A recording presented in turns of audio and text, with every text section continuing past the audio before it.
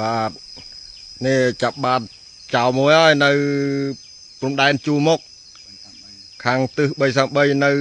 ខាងកើតប្រាសាទព្រះវិហារយើងណាឥឡូវចាប់បាន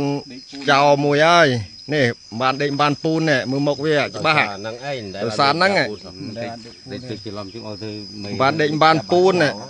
ឥឡូវចាប់បានមួយហើយនៅទៀតមិនទាន់អស់ទេអានេះដ្រូនណាមុខពីវិជាការគោ5អានេះវាសំខាន់ជាងទាហានមកស្មើជើងទៀតអានេះណាវា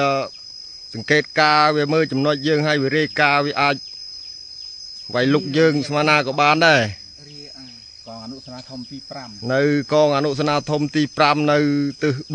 ឥឡូវចាប់បានមួយហើយនៅវេលាម៉ោងប្រហែលជា3កន្លះទើបចាប់បាននេះថ្ងៃណាថ្ងៃម៉ានហើយថ្ងៃ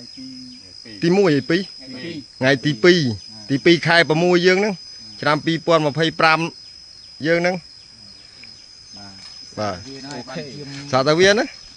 ខ្ញុំអត់ល្ងុយងោករាល់ថ្ងៃហ្នឹងមើលពោះមើលមុខវាអានេះដូចតាយើងគឺប្រហោះលេងតាមនេះអ្នកមានគេមានលុយទិញប្រហោះលេងអញ្ចឹងហ្នឹងវាដូចតែគ្នាណា